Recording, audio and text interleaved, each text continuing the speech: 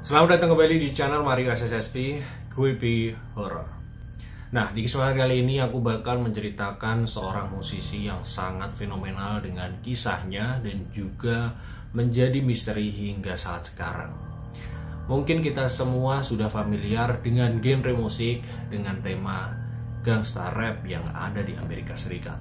Nah, ini tuh hampir-hampir mirip dengan genre gangsta rap yang menceritakan tentang hal-hal yang berbau gangster dan kejahatan lainnya.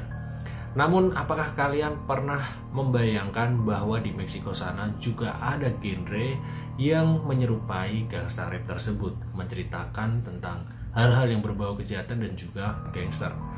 Nah, di video kali ini aku bakal menceritakan seorang musisi yang melantunkan balada Meksiko yang berakhir dengan tragis di eranya. Dan saat kematiannya pun dia masih menjadi misteri hingga saat sekarang ini. Nah, musisi ini dikenal dengan nama Rosalino Sanchez atau lebih akrabnya dikenal sebagai Kalino. Dia adalah seorang penyanyi penulis lagu Meksiko yang menjadi populer karena menyanyikan narco corridos. Narco corridos adalah sebuah genre musik yang khas yang ada di Meksiko. Dia secara luas dianggap sebagai salah satu penyanyi narco corridor paling berpengaruh di akhir abad ke-20. Gaya musik yang merayakan budaya narkoba dan juga gangster alam Meksiko.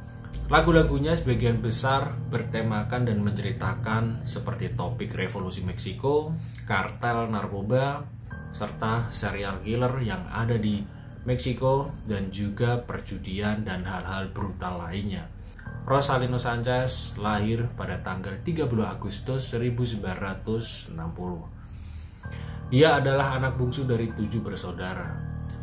Kalino tumbuh di keluarga yang miskin dan menjalani kehidupan yang begitu sulit. Pada tahun 1975, ketika dia berusia 15 tahun, dia mengalami hal yang sangat mengerikan pada usia yang masih remaja tersebut. Saudara perempuannya disetubuhi oleh anggota gangster, yaitu yang lebih dikenal pada masa tersebut yaitu Capo. Dan 2 tahun kemudian, setelah tahun 1977, Kalino ini bertemu dengan orang yang melakukan hal yang tidak enak tersebut. Pada saat bertemu dengan orang tersebut, dia menembak pria itu.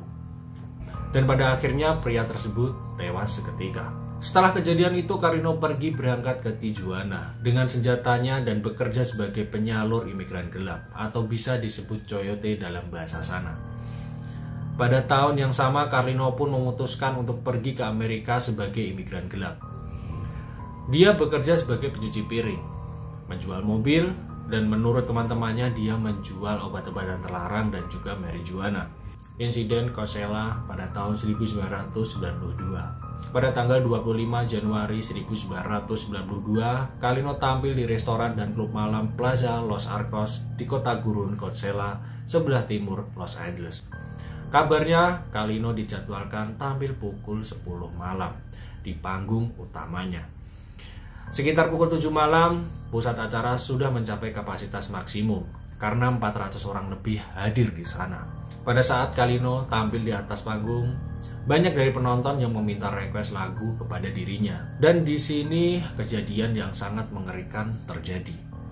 Ada salah satu dari penonton dari keadaan mabuk berat yang terpengaruh obat-obatan terlarang tentunya, melompat ke atas panggung dan menodongkan pistol ke arah Kalino. Sebagai bentuk pembalasan, Kalino pun menarik pistol 10 mm dari ikat pinggangnya dan mulailah terjadi baku tembak. Perlu kita ketahui, Kalino juga memiliki sebuah koneksi dengan gembong gangster kartel yang ada di Meksiko. Jadi dia dengan mudahnya memiliki senjata api tersebut. Nah, pada saat aksi baku tembak tersebut, Kalino pun juga terkena tembakan dan Kalino pun dibawa ke rumah sakit dengan biaya gratis. Dia pun tidak terkena hukuman pada saat tersebut karena diklaim sebagai pembelaan diri dari seorang penonton yang menyerang dia. Dan setelah itu ada cerita menarik dari si Kalino ini setelah mengalami insiden di Coachella, yaitu dia mendapati sebuah pesan kematian atau death note. Dan inilah misteri dari sang penyair balada gangster Meksiko.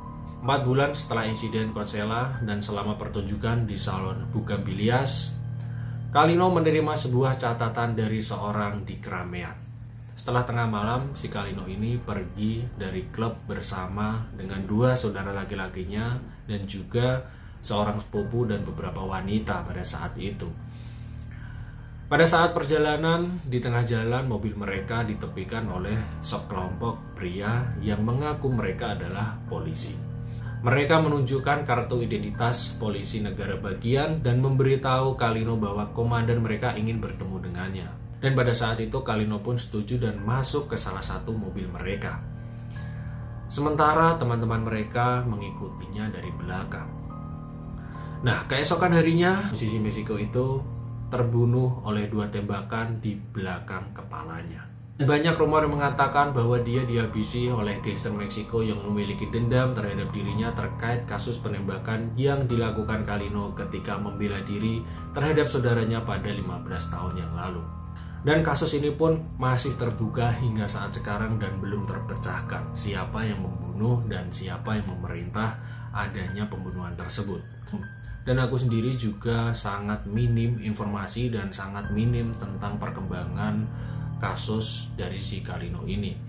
Karena kasus ini seolah-olah sudah ditutupi dan dikubur oleh gangster Meksiko sana.